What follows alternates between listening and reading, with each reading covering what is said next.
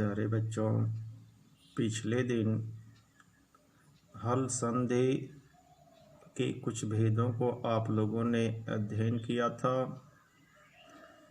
जिस कड़ी में हल संधि का अगला भेद है चर्तु संधि।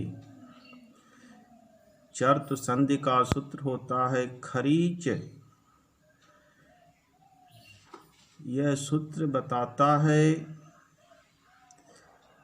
कि संधि के प्रथम पदांत में झल प्रत्याहार का कोई वर्ण हो और उसके उपरांत दूसरे पदारंभ में खर प्रत्याहार का कोई वर्ण आता है तो हमारा स्थानीय झल प्रत्याहार का वर्ण चर प्रत्याहार के वर्ण में बदल जाएगा। आप जानते हैं झल प्रत्याहार के अंतर्गत प्रत्येक वर्गों का पहला, दूसरा, तीसरा और चौथा वर्ण आता है और तीनों प्रकृत का स और ह झल प्रत्याहार में आते हैं और खर प्रत्याहार के अंतर्गत प्रत्येक वर्गों का प्रथम वर्ण और द्वितीय वर्ण आता है और तीनों प्रकृत का स आता है और चर प्रत्याहार के अंतर्गत प्रत्येक वर्ग का पहला वर्ण और तीनों प्रकृत का स होता है। तो इस तरीके से कहा गया कि वर्ग के पहला, दूसरा, तीसरा, चौथा और तीनों प्रकृत के स और ह के उपरांत प्रत्येक वर्ग का पहला, दूसरा और तीनों प्रकृत के स में से कोई एक आते हैं तो स्थानीय वर्ण जो है अपने वर्ग के प्रथम वर्ण या तीनों प्रकृत के स में परिवर्तित होता है। जैसे उदाहरण में देख सकते हैं छेद, यहाँ छेद द पर हलंत है और दूसरे पद के आरंभ में ता है तो शर्तानुसार द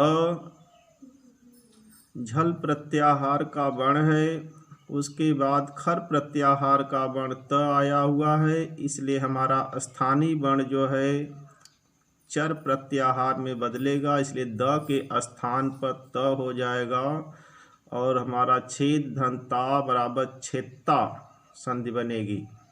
हलंत युक्त द जो है हलंत युक्त त में परिवर्तित हुआ। उसी तरह लिप धन सा,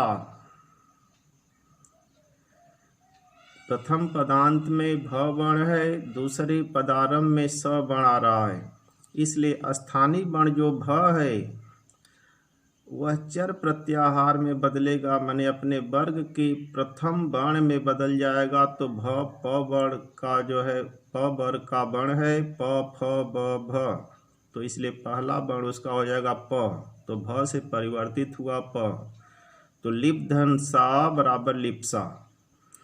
तो इस तरीके से झल धन खर बराबर चर, ऐसा हमारा जो है खरीच सूत्र जो है चर्तु संधि की व्याख्या करते हुए बताता है। दूसरी संधि आपको पढ़ना है अनुस्वार संधि। अनुस्वार संधि का सूत्र होता है मो अनुस्वार, जो यह बताता है कि प्रथम पदांत में मकार हो और दूसरे पदारंभ में कोई हल वर्ण हो तो हमारा मकार अनुस्वार में बदल जाएगा, माने स्थानीय मकार जो है अनुस्वार में बदलेगा। जैसे हरीम धन बंदे, अब हरीम में मकार अंतिम वर्ण है, उसके बाद व्यंजन वर्ण दूसरे पदारंभ में बंदे में वह लगा हुआ है, इसलिए शर्तानुसार हमारा मकार अनुस्वार में बदलेगा और हरीम बंदे संधि बनेगी। हरि पर जो है बिंदी लगेगी जो अनुस्वार है और बन जाएगा हरीम बंदे।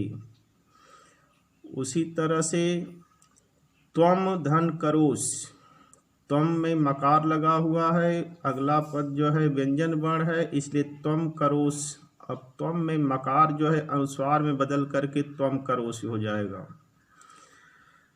पुनः आपको अगली संधि पढ़ना है तोरली संधि।